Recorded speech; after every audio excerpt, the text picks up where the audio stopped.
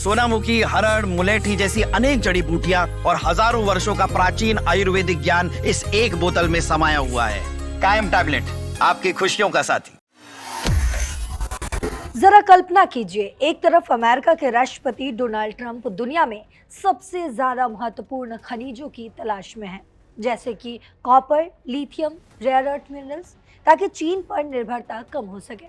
वहीं दूसरी तरफ पाकिस्तान के army chief Asim Munir Trump को एक चमकदार बॉक्स गिफ्ट दे रहे हों, जिसमें पाकिस्तान के कथित अरबों ट्रिलियन डॉलर के खनिजों के सैंपल हों।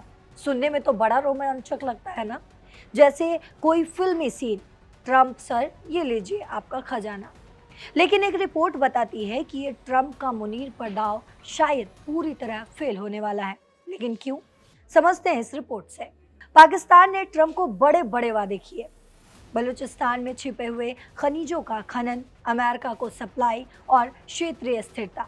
ट्रंप को ये आइडिया पसंद भी आ गया, क्योंकि वो रिसोर्सेज को अपनी विदेश नीति का सेंटर मानते हैं। वहीं सितंबर 2025 में व्हाइट हाउस में इनकी मुलाकात भी हुई। मुनीर ने बॉक्स दिखाया, कुछ समझौते हुए, यहाँ तक कि पहली खेप भी अमेरिका भेजी गई।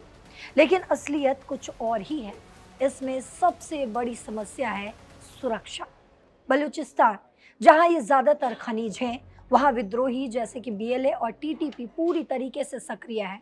वे सरकारी दफ्तर पर ही कब्जा कर लेते हैं, हमले करते हैं। और इसमें सबसे अनोखी बात यह है कि इन विद्रोहियों के पास अमेरिका से बने हथियार भी हैं। अफगानिस्तान से अमेरिका के जाने के बाद जो राइफल्स, नाइट विजन गियर छूट गए, वो सब अब इनके हाथ में ही है। पाकिस्तानी आर्मी कहती है, हम सुरक्षा देंगे, वर्ल्ड क्लास इंफ्रास्ट्रक्चर भी बनाएंगे, लेकिन हकीकत में विद्रोही इलाकों पर कंट्रोल रखते हैं। जैसे अगर आप हाल के घटनाक्रम से समझिए, तो इस्लामाबाद में ही एक शिया मस्जिद पर सुसाइड बॉम्बिंग हुई, जिसमें 36 लोग मारे गए। ये राजधानी में हुआ है।